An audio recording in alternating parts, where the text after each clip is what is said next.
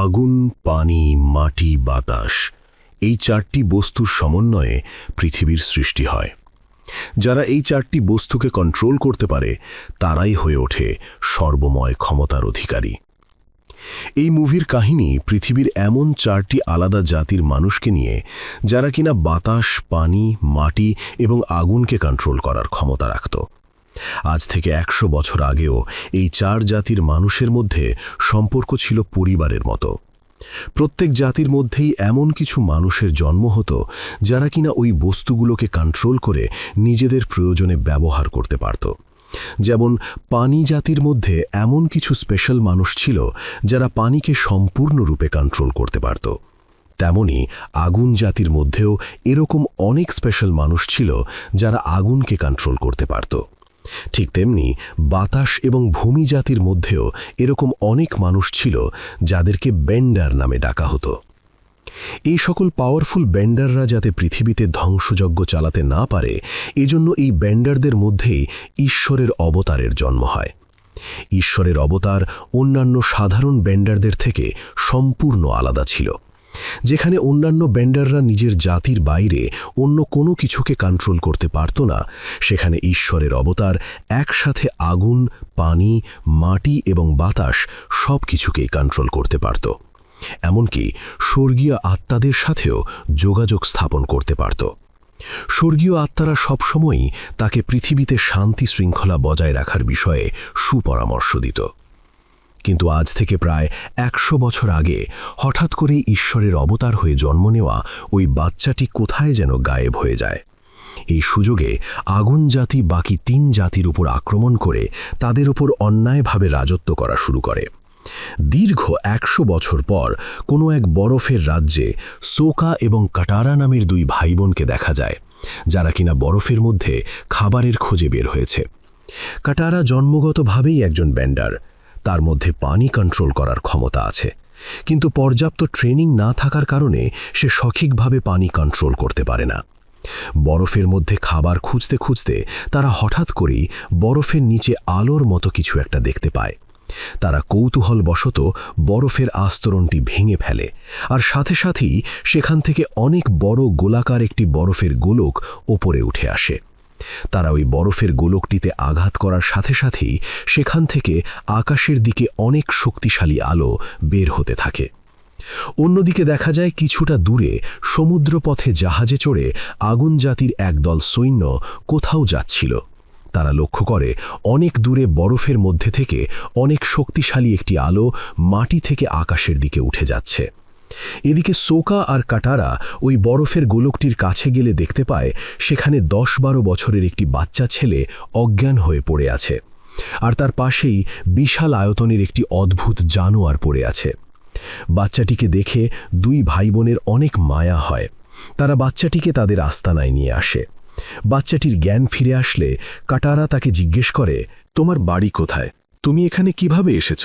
তখন বাচ্চাটি বলে, আমি বাড়ি থেকে পালিয়ে এসেছিলাম, কিন্তু হঠাৎ করেই ভয়ঙ্কর সামুদ্রিক তুফানের মধ্যে ফেঁসে যাই।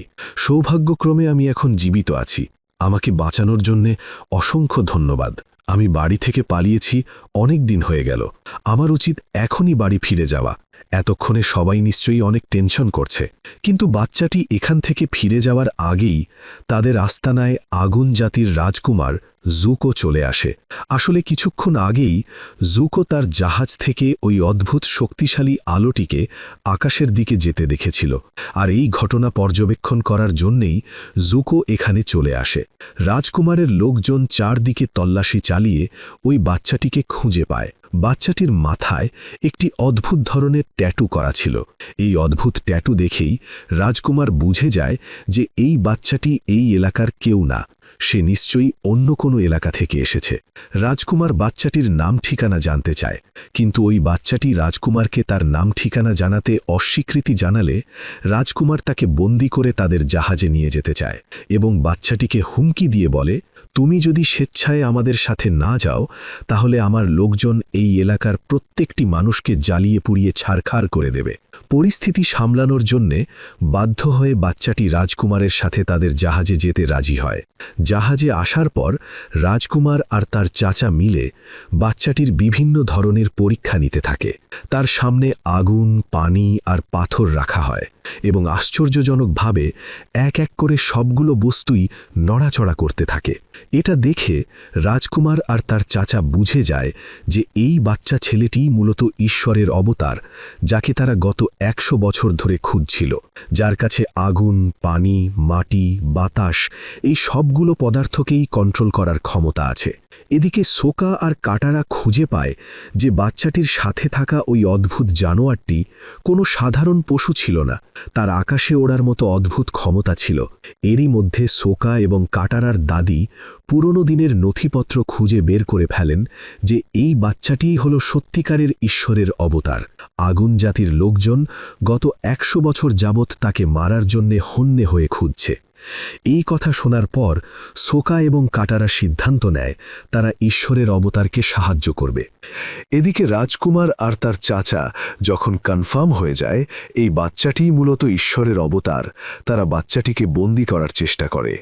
কিন্তু বাচ্চাটি তার বাতাস কন্ট্রোল করার ক্ষমতা ব্যবহার করে জাহাজের বাইরে চলে আসে। এর মধ্যেই সোকা এবং কাটারা উড়তে পারা অদ্ভুত জানোয়ারটির পিঠে চড়ে ঈশ্বরের অবতারকে বাঁচানোর জন্য জাহাজের কাছে চলে আসে।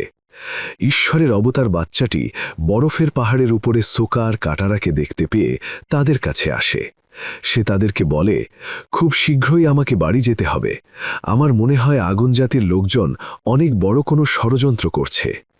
ষড়যন্ত্রের কথা শুনে সোকা আর কাটারা ঈশ্বরের অবতারকে সাহায্য করতে আগ্রহ প্রকাশ করে। এরপর তারা 3 জন উড়তে পারা ওই অদ্ভুত জানোয়ারটির পিঠে চড়ে অবতারের বাড়ির উদ্দেশ্যে রওনা হয়। পথিমধ্যে তারা জানতে পারে এই বাচ্চাটি অর্থাৎ ঈশ্বরের অবতারের আসল নাম হচ্ছে আং। তারা আঙের এলাকায় পৌঁছানোর পর দেখতে পায় জায়গাটা সম্পূর্ণ শুনশান আর আশেপাশে কোথাও কোনো জনমানবের অস্তিত্ব নেই। তখন আং তাদেরকে বলে, সবাই হয়তো আমার সাথে মজা করার জন্য কোথাও লুকিয়ে আছে, তোমরা দেখবে একটু পরেই সবাই বাইরে বেরিয়ে আসবে। অনেকক্ষণ ঘোরাঘুরি করেও আং যখন তার সঙ্গী সাথীদের কোনো খোঁজ খবর পায় না, তখন সোকা আর কাটারার সন্দেহ হতে থাকে। কিন্তু আং তাদেরকে আশ্বস্ত করে বলে, ভয় পাওয়ার কিছু নেই, আমার সঙ্গী সাথীরা হয়তো প্রার্থনার জায়গায় প্রার্থনা করছে। তারা সবাই প্রার্থনার জায়গায় আঙের সঙ্গী সাথীদের খুঁজতে যায়। কিন্তু প্রার্থনার জায়গায় গিয়ে তারা যা দেখতে পায় সেটা দেখে তাদের সবার অন্তরাত্মা কেঁপে ওঠে। সেখানে আঙের সঙ্গী সাথীদের কোনো অস্তিত্ব ছিল না, বরং এদিক সেদিকে তার সঙ্গী সাথীদের কঙ্কাল পড়েছিল। এই দৃশ্য দেখে আং বুঝতে পারছিল না এসব কিভাবে হলো। মাত্র কয়েকদিন আগেই সেই জায়গা থেকে পালিয়েছিল, এই কয়েকদিনের মধ্যে কিভাবে এত কিছু ঘটে যাওয়া সম্ভব? তখন কাটারা আসল ঘটনা বুঝতে পারে। সে আংকে বলে, তোমার কাছে কয়েকদিন মনে হলেও আসলে তুমি গত 100 বছর যাবৎ বরফের মধ্যে আটকা পড়েছিলে। 100 বছর আগে আগুন জাতি যখন জানতে পারে যে এখানে বাতাস জাতির মধ্য থেকেই ঈশ্বরের অবতারের জন্ম হবে, তখন তারা বাতাস জাতির ওপর আক্রমণ করে আর সকল বেন্ডারদেরকে আগুনে পুড়িয়ে হত্যা করে ফেলে। নিজের বন্ধু-বান্ধবের ওপর এত বড় অন্যায় অত্যাচারের কথা শুনে অ্যাং এতটাই লেগে যায় যে তার পাওয়ার আউট অফ কন্ট্রোল হয়ে যায়। চারদিকে ভয়ঙ্কর ঘূর্ণিঝড় শুরু হয় আর সাথে সাথেই স্বর্গীয় আত্মাদের সাথে যোগাযোগ করার দরজা খুলে যায়। তখন এক ড্র্যাগনের আত্মা অ্যাংকে জিজ্ঞেস করে, তুমি এতদিন কোথায় ছিলে? হঠাৎ করে ড্র্যাগনের আওয়াজ শুনে অ্যাং অনেক ভয় পেয়ে যায় এবং আবারও বাস্তব দুনিয়াতে ফিরে আসে। ফলে ঘূর্ণিঝড়ের পরিস্থিতি স্বাভাবিক হয়ে যায়। এরপর সময়ের সাথে সাথে অ্যাং বুঝতে পারে যে সে সত্যি সত্যিই গত 100 বছর যাবৎ বরফের মধ্যে আটকা ছিল। তারা যখন জঙ্গলে বিশ্রাম করছিল, হঠাৎ করেই একটি বাচ্চা মেয়ে তাদের দিকে দৌড়ে আসে। আসলে এই মেয়েটি মাটি জাতির এক বেন্ডারের মেয়ে। তার মধ্যেও মাটি কন্ট্রোল করার ক্ষমতা আছে, কিন্তু আগুন জাতির রাজত্বে অন্য কোনো বেন্ডিং করা সম্পূর্ণ নিষিদ্ধ। এই মেয়েটি লুকিয়ে লুকিয়ে বেন্ডিং প্র্যাকটিস করছিল, যার কারণে আগুন জাতির সৈন্যরা তাকে ধরার জন্য ধাওয়া করছিল।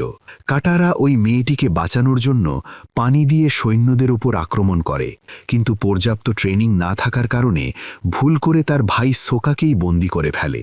এই সুযোগে ওই সৈন্যরা মেয়েটির সাথে সাথে তাদেরকেও বন্দী করে আস্তানায় নিয়ে যায়। সৈন্যদের আস্তানায় মেয়েটির পরিবারসহ আরও অনেক লোকজনকে বন্দী করে রাখা হয়েছিল। মেয়েটির বাবার থেকে জানতে পারে আগুন জাতি তাদের ওপর আক্রমণ করলে প্রথমে তারা আগুন জাতিকে হারিয়ে দেয়, কিন্তু এরপরে আগুন জাতি ভারী অস্ত্রশস্ত্র সহ তাদের ওপর আক্রমণ করে। ভারী অস্ত্রশস্ত্রের কাছে তারা সম্পূর্ণভাবে পরাস্ত হয়ে যায়। এরপর থেকেই তাদেরকে এই বন্দি জীবন কাটাতে হচ্ছে। মাটি জাতির লোকজনের দুর্দশার কথা শুনে অ্যাং তাদেরকে মুক্ত করার সিদ্ধান্ত নেয়। অ্যাং সবার উদ্দেশ্যে বলে, আমি ঈশ্বরের অবতার, অনেক বছর আগে ভুল করে হারিয়ে গিয়েছিলাম, কিন্তু এখন আমি আবার ফিরে এসেছি। তোমরা ভূমি জাতি, আর ভূমি তোমাদের পায়ের নিচে, তাই তোমাদের আর আগুন জাতিকে ভয় পাওয়ার কোনো কারণ নেই। আজ থেকে তোমরা মুক্ত, স্বাধীন। স্বাধীনতার ঘোষণা দেওয়ার সাথে সাথেই আঙের সাথে আগুন জাতির সৈন্যবাহিনীর তুমুল যুদ্ধ শুরু হয়ে যায়। ভূমি জাতির লোকজন যখন বুঝতে পারে আং আসলেই ঈশ্বরের অবতার, তখন তারাও আঙের সাথে হাত মিলিয়ে যুদ্ধ করা শুরু করে আর আগুন জাতির সবাইকে এখান থেকে তাড়িয়ে দেয়। আগুন জাতির হাত থেকে মুক্ত হতে পেরে এখানকার সবাই অনেক খুশি ছিল। তারা আংকে একটি মূর্তি দেখিয়ে বলে, আরও 2 জন্ম আগে আপনি যখন মাটি জাতিতে জন্মগ্রহণ করেছিলেন তখন আমাদের গ্রামে এসেছিলেন, আর এটা আপনারই মূর্তি। এখান থেকে জানা যায় যে ঈশ্বরের অবতার বারবার জন্ম নেয়। এক এক জন্মে তার এক এক রূপ থাকে, আর ঈশ্বরের অবতার এইবার আঙের রূপে জন্ম নিয়েছে। এখানে আগুন জাতির কন্ট্রোলে থাকা এক লাইব্রেরি থেকে কাটারা পানি কন্ট্রোল করার নিয়ম খোদাই করা একটি স্ক্রল খুঁজে পায়। এই স্ক্রল পেয়ে কাটারা অনেক খুশি হয়। এদিকে সোকা আংকে জানায়, আগুন জাতি এরকম অনেক ছোট ছোট গ্রামের উপর কবজা করে আছে, আমাদের উচিত এই গ্রামের মতো সেগুলোকেও মুক্ত করা। তখন আং সোকাকে জানায়, আমার গুরুরা আমাকে অবতার হওয়ার সম্পূর্ণ ট্রেনিং দেওয়ার আগেই আমি সেখান থেকে পালিয়ে গিয়েছিলাম, যার কারণে আমি শুধুই আমার জন্মগত ক্ষমতা বাতাসকে কন্ট্রোল করতে পারি। আগুন, পানি, মাটি এই 3টির কোনোটিই কন্ট্রোল করা শিখতে পারিনি। তখন সোকা আংকে জিজ্ঞেস করে, তুমি পালিয়েছিলে কেন? আং বলে, আমি যখন জানতে পারি আমি ঈশ্বরের অবতার, আমি অনেক ভয় পেয়ে যাই, কারণ আমার গুরুরা বলেছিল আমি কোনোদিনও সাধারণ মানুষের মতো জীবনযাপন করতে পারবো না। আমি তাদেরকে জিজ্ঞেস করেছিলাম আমি কেন সাধারণ মানুষের মতো জীবনযাপন করতে পারবো না। উত্তরে তারা বলে, সকল অবতারকেই তাদের জীবনে এই কুরবানি দিতে হয়। এই কথায় ভয় পেয়েই আমি পালিয়ে গিয়েছিলাম, কিন্তু সমুদ্রের ওপর কোনো অদৃশ্য শক্তি আমাকে পানির মধ্যে টেনে নিয়ে যায়, যার কারণে আমি সেখানে আটকে যাই। এরপর সোকা আর কাটারা সিদ্ধান্ত নেয় তারা আংকে বাকি 3 শক্তির গুরুদের কাছে নিয়ে যাবে আর তাকে বাকি 3 শক্তি ব্যবহার করা শিক্ষা দেবে।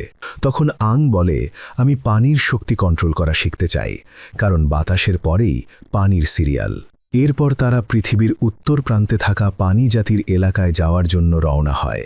এদিকে আগুন জাতির রাজা এবং জেনারেল ঈশ্বরের অবতার সম্পর্কে জেনে যায়। এখন তারা ঈশ্বরের অবতারকে বন্দী করার জন্য চারদিকের লোকজন ছড়িয়ে ছিটিয়ে দিতে থাকে। এদিকে পানি রাজ্যে যাওয়ার পথে আং, সোকা এবং কাটারা বিভিন্ন জায়গায় যাত্রাবিরতি নিতে থাকে। যাত্রাবিরতির মধ্যে কাটারা ওই স্ক্রলটি দেখে দেখে পানি কন্ট্রোল করার প্র্যাকটিস করতে থাকে এবং আংকেও প্র্যাকটিস করাতে থাকে। এভাবে বেশ কিছুদিন প্র্যাকটিস করার পর আংয়ের মধ্যে পানি কন্ট্রোল করার ক্ষমতা আসতে থাকে। কিন্তু যখনই তার বন্ধু বান্ধব, আত্মীয় স্বজনদের কথা মনে পড়ে, তখনই তার ক্ষমতা হারিয়ে যায়।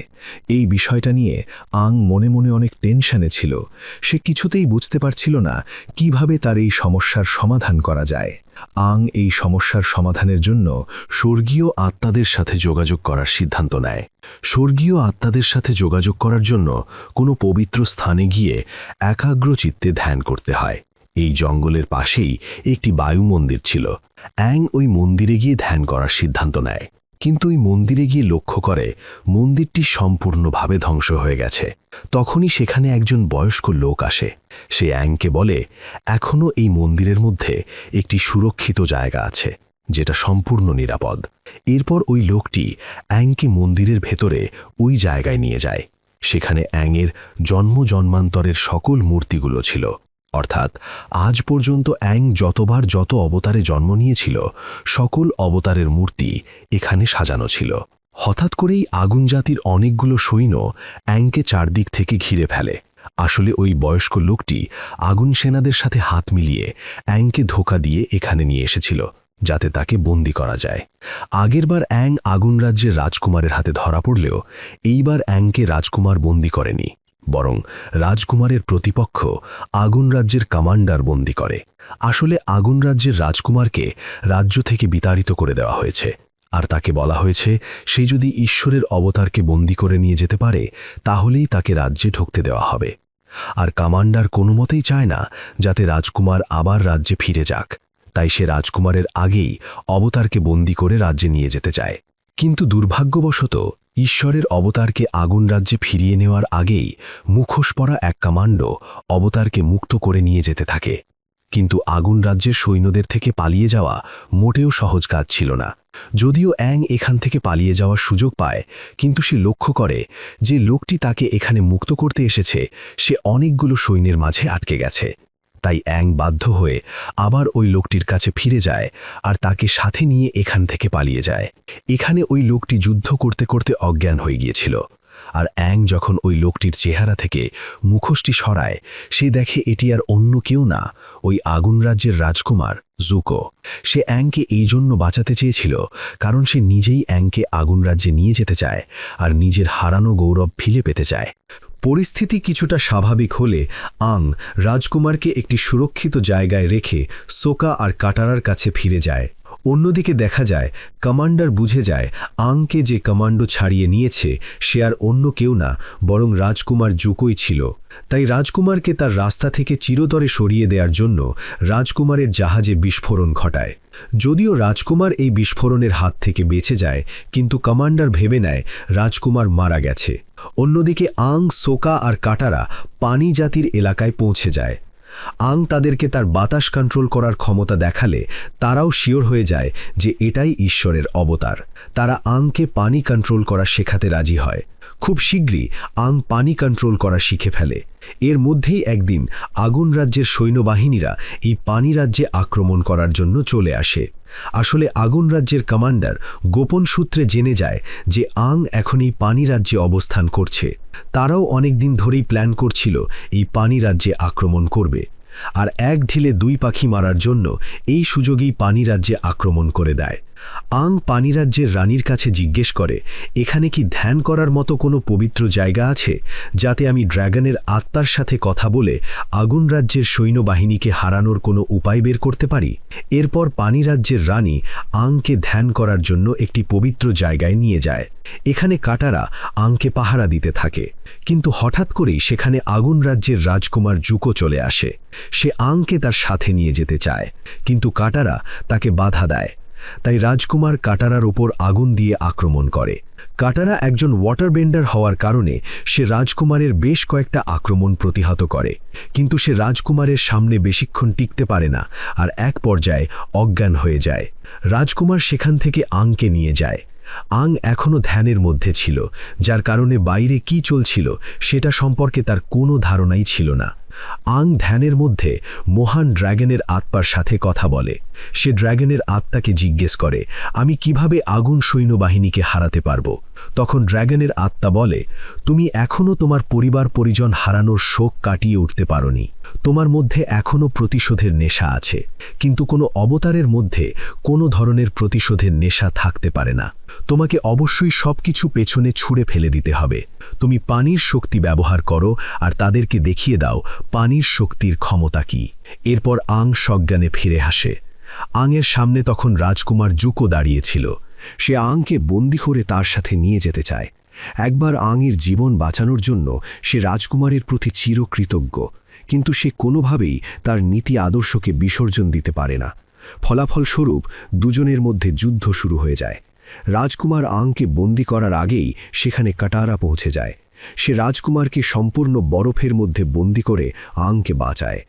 আং চাইলেই রাজকুমারকে হত্যা করতে পারে, কিন্তু সে তা করে না, বরং বরফের মধ্যে থেকে রাজকুমারের মাথা বের করে দিয়ে বলে আমরা চাইলে বন্ধু হতে পারি। আং বাইরে এসে লক্ষ্য করে ইতিমধ্যেই আগুন রাজ্যের সৈন্যরা এখানে আক্রমণ করে দিয়েছে, কিন্তু যতই সময় যাচ্ছিল ততই পানি রাজ্যের সৈন্যরা ততই শক্তিশালী হচ্ছিল। কারণ আকাশের চাঁদ ওঠার সাথে সাথে পানির উপর চাঁদের আলো অনেক প্রভাব বিস্তার করে, যার কারণে পানি সৈন্যবাহিনীর ক্ষমতা বাড়তে থাকে। এই পরিস্থিতি দেখে আগুন সৈন্যবাহিনীর কমান্ডার একটি সমাধান বের করে। সে চাঁদের আত্মাকে খুঁজে বের করার জন্য একটি পবিত্র গুহার মধ্যে যায়। সেখানে থাকা মাছের শরীরে চাঁদের আত্মা লুকিয়েছিল। সুযোগ বুঝে কমান্ডার একটি মাছকে বন্দি করে মেরে ফেলতে এগিয়ে যায়, কিন্তু তার সাথে থাকা রাজকুমারের চাচা এরকম করতে নিষেধ করেন, কারণ এই মাছ মারা গেলে তারা হয়তো এই যুদ্ধে জিতে যাবে, কিন্তু সমস্ত পৃথিবীর ভারসাম্য নষ্ট হয়ে যাবে। কমান্ডার তার কথায় গুরুত্ব না দিয়ে একটি মাছ হত্যা করে ফেলে। এই ঘটনায় রাজকুমারের চাচা এতটাই রেগে যায় যে চারদিকে আগুন ধরিয়ে দিতে থাকেন। এই ঘটনায় ভয় পেয়ে কমান্ডার সেখান থেকে পালিয়ে যায়। এদিকে মাছ মারার কারণে আকাশের চাঁদ নীল থেকে লাল হয়ে যায়, যার কারণে পানি সৈন্যবাহিনীর ক্ষমতাও কমতে থাকে, আর তারা আগুন সৈন্যবাহিনীর হাতে মারা পড়তে থাকে। এই দৃশ্য দেখে পানি রাজ্যের রানী সিদ্ধান্ত নেন যে সে তার জীবন কুরবানি করবে। আসলে পানি রাজ্যের রানী যখন জন্মগ্রহণ করে তখন তার শরীরে কোনো প্রাণ ছিল না। চাঁদের আত্মা থেকে তার শরীরে প্রাণ দেওয়া হয়, আর আজকে সে তার প্রাণ চাঁদকে উৎসর্গ করে তার ঋণ শোধ করতে চায়। রানী সম্পূর্ণভাবে পানির মধ্যে নিজেকে বিসর্জন করে দেয়। তার মৃত্যুর সাথে সাথে ওই মাছের মধ্যে প্রাণ চলে আসে। আকাশের চাঁদ আর একবার লাল থেকে নীল হয়ে যায়। ইতিমধ্যে আগুন রাজ্যের রাজকুমার বরফ থেকে নিজেকে মুক্ত করে ফেলে। ঠিক তখনই তার সামনে কমান্ডার চলে আসে। সে কমান্ডারের সাথে যুদ্ধ করতে চায়, কিন্তু রাজকুমারের চাচা তাকে বারণ করে বলেন, পানি সৈন্যবাহিনীর ক্ষমতা আবারও অনেক বেড়ে গেছে, আর এখন তাদেরকে হারানো অসম্ভব। তোমাকে আর কষ্ট করে যুদ্ধ করতে হবে না, যা করার পানি সৈন্যরাই করবে। এরপর রাজকুমার আর তার চাচা সেখান থেকে চলে যান। এর মধ্যেই কয়েকজন ওয়াটার ব্যান্ডার কমান্ডারকে সামনে পেয়ে মেরে ফেলে। আং বাইরে এসে দেখে যে সমুদ্রে আগুন সৈন্যবাহিনীর জাহাজের কোনো কমতি ছিল না। তখন তার ড্র্যাগনের আত্মার বলা কথাগুলো মনে পড়ে যায়। ড্র্যাগন বলেছিল, তোমার মধ্যে থাকা সকল প্রতিশোধের আগুনকে পানির মতো ঝেড়ে ফেলে দাও, আর পানির শক্তি ব্যবহার করো। এরপর আং আরও একবার ধ্যান করা শুরু করে, আর নিজের শক্তি ব্যবহার করা শুরু করে। এখন সে সম্পূর্ণভাবে তার শক্তি ব্যবহার করতে পারছিল, যার কারণে সমুদ্রের সুবিশাল ঢেউয়ের সৃষ্টি হয়। সমুদ্রের ঢেউ এতই বড় ছিল যে সেটা দেখার পরে ভয় পেয়ে আগুন রাজ্যের সকল সৈন্যরা আত্মসমর্পণ করে, আর সমুদ্রে থাকা সকল জাহাজ পেছনে ফিরে যেতে বাধ্য হয়। সবশেষে পানি জাতি এই যুদ্ধে জিতে যায়। এরপর সবাই আংয়ের সামনে মাথা নত করে তাকে ঈশ্বরের অবতার হিসেবে মেনে নেয়। অন্যদিকে দেখা যায় যুদ্ধে হেরে আগুন রাজ্যের রাজা অনেক রেগে আছেন। সে তার মেয়েকে বলে, ৩ বছর পর যখন পৃথিবীর পাশ দিয়ে ধূমকেতু উড়ে যাবে, তখন আগুন সৈন্যবাহিনীর ক্ষমতা আরও কয়েক গুণ বেড়ে যাবে। ঠিক তখনই আমরা আবার পানি রাজ্যে আক্রমণ করব, আর এই আক্রমণের দায়িত্ব রাজা তার মেয়েকে অর্পণ করেন। এর মধ্য দিয়েই মুভিটি শেষ হয়। পরবর্তীতে এই মুভির অনেকগুলো পর্ব আসার প্ল্যান থাকলেও বক্স অফিসে সাফল্য না পাওয়ায় সকল প্ল্যান বাতিল করা হয়।